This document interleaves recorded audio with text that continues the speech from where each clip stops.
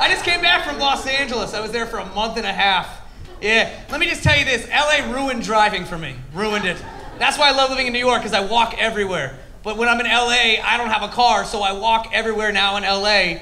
And that's the thing, you can't walk in LA because everybody drives. They all look at you the same way, like, oh, you got a DUI, huh? Yeah. Or women see me walking in LA, they're like, oh my God, he's a poor. Oh. And he's under 6 feet? No, thank you. Put the troll back under the bridge, please. Thank you.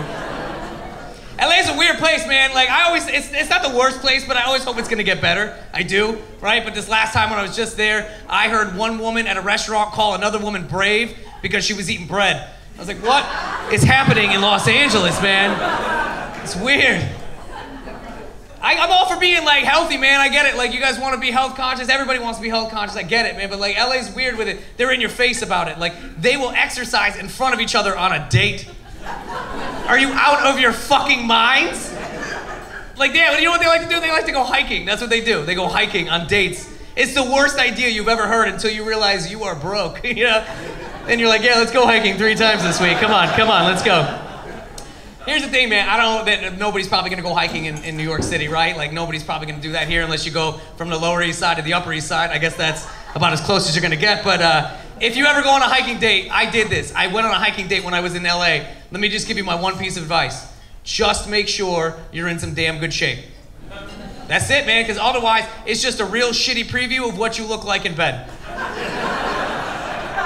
Think about it. You say the same things out loud when you hike as when you do when you're in bed, right? Especially when you're out of shape. You're like, hold on, slow down, you're going so fast.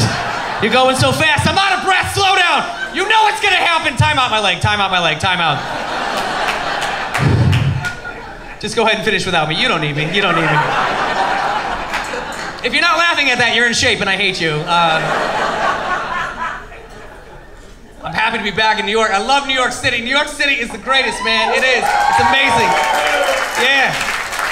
New York City is a special place. It is a very special place. Like, I've never lived in any other city that's ever made me contemplate shoving an old person or a child out of my way.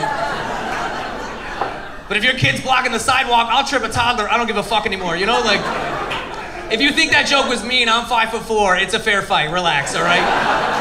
Oh, now you laughed. It's hurtful. Okay. The only thing I don't like about New York, here's the only thing I don't like about New York. New Yorkers, strangers in New York, will give you advice to your face.